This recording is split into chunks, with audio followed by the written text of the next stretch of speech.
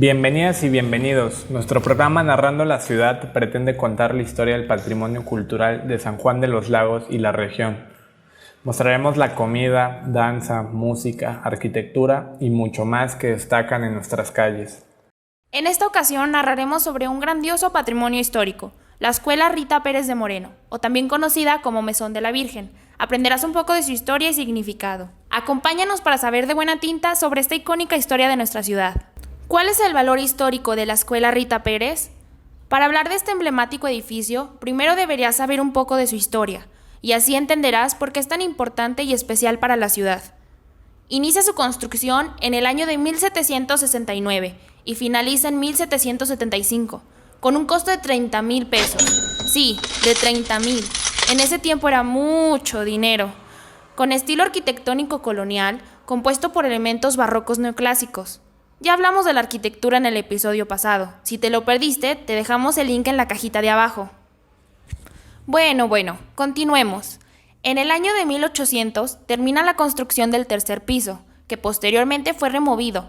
Existen dos teorías de por qué lo quitaron. La primera asegura que era demasiado pesada la estructura y que no soportaría el peso. La segunda afirma que fue removida por obstruir la vista hacia la catedral. Se sabe que en 1804 hubo un temblor en la ciudad que pudo haber afectado la infraestructura. ¿Cuál crees que haya sido la razón por la que lo quitaron? El caso es que solo quedaron dos pisos, como la conocemos actualmente. A causa de los acontecimientos que se vivieron en México desde 1810 hasta 1821, la Guerra de Independencia.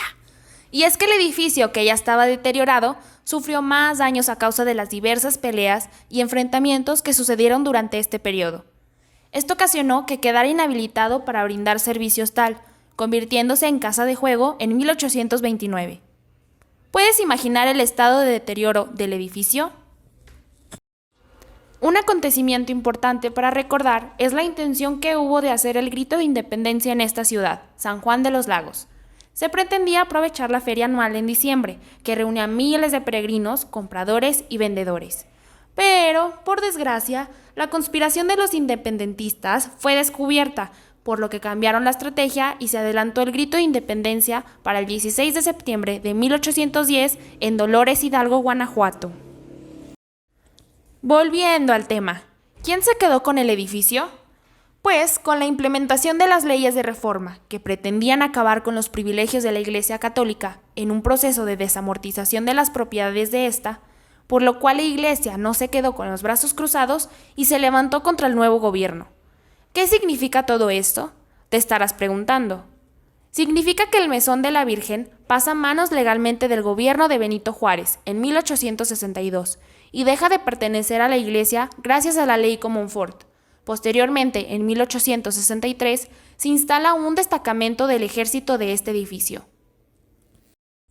Con el pasar del tiempo, Porfirio Díaz tomó la presidencia de México, periodo que se conoce como el Porfiriato, una dictadura que duró más de 30 años, de 1876 a 1911.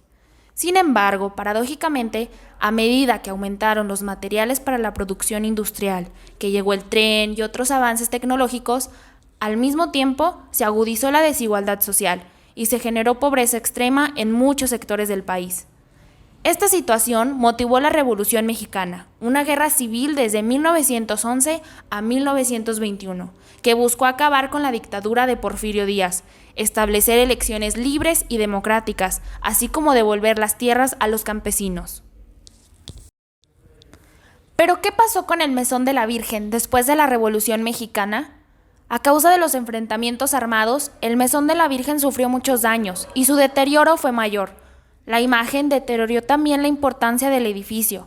La nostalgia que esta situación motivó al poeta presbítero Alfredo R. Plasencia a escribirle un poema. Que ve y le hace un poema al Mesón de la Virgen, y él señala: pobre mesón caído, que si te viera tu sangre castellana y todo. Un poema muy bonito y que nos relata las condiciones físicas en que se encontraba en el abandono de un mesón que fue tan esplendoroso. El presidente Álvaro Obregón, influenciado por la ideología y acontecimientos que ocurrían durante la Revolución Rusa, promovió una educación socialista, fomentando la escolaridad obligatoria y gratuita, con interés científico, técnico e integral, pero sobre todo libres de toda doctrina religiosa, para combatir el fanatismo y los prejuicios. Todo esto causó descontento entre el pueblo mexicano tradicional, ocasionando infinidad de revueltas. Que fue una época oscura.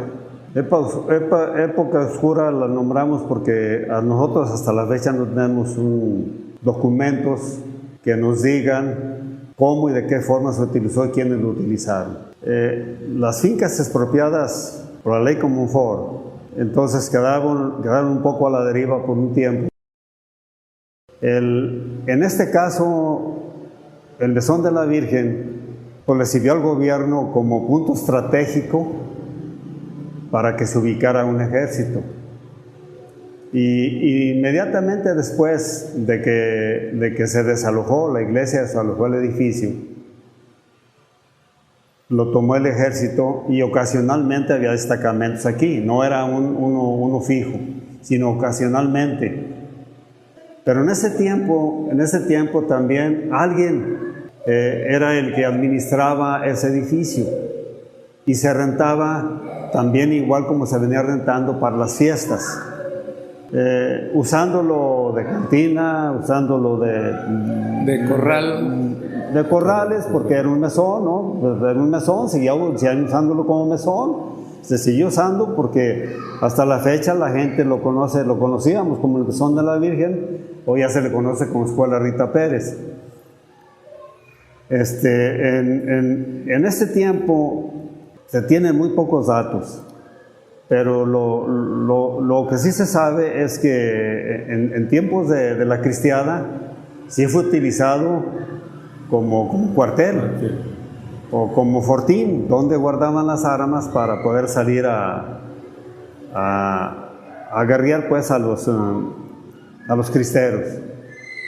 Y ahí, que yo sepa, se llevaron a cabo 2 enfrentamientos en el mismo año de 1927, con el afán de los cristeros rearmarse pues, quitarles armas al ejército y poder salir a seguir la batalla, ¿no? Porque eran armas más poderosas los del ejército.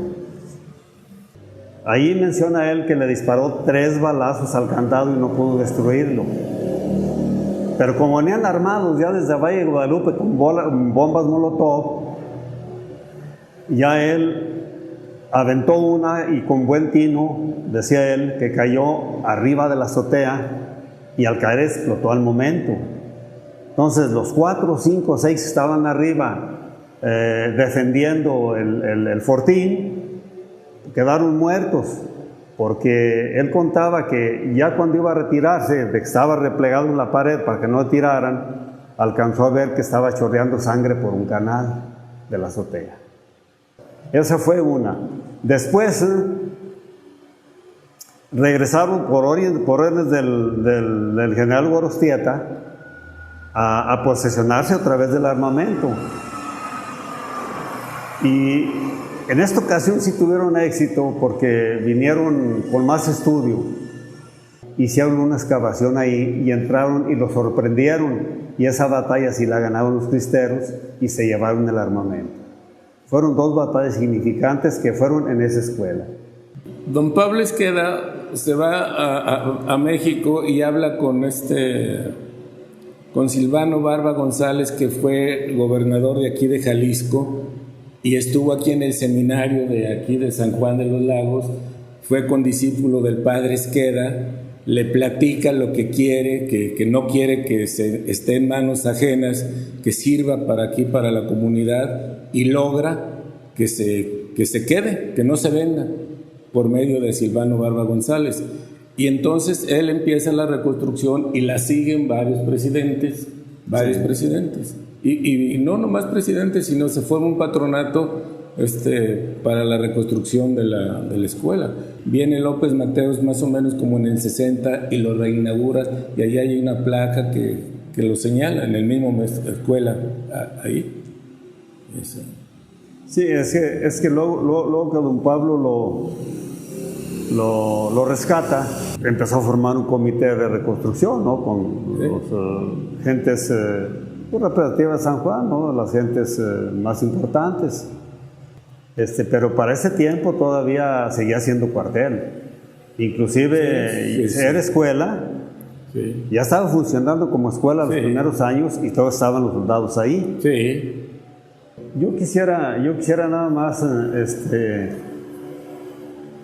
dejar asentado la importancia de la primera directora, María del Refugio Vázquez, que fue la que inició esta calidad educativa que tuvo o que tiene en la Escuela Rita Pérez, y que gozó mucho tiempo la población, y que ella fue la que luchó porque el ejército o los representantes del destacamento que estuviera aquí se saliera de ahí. Ella fue la que luchó para desalojar ese espacio.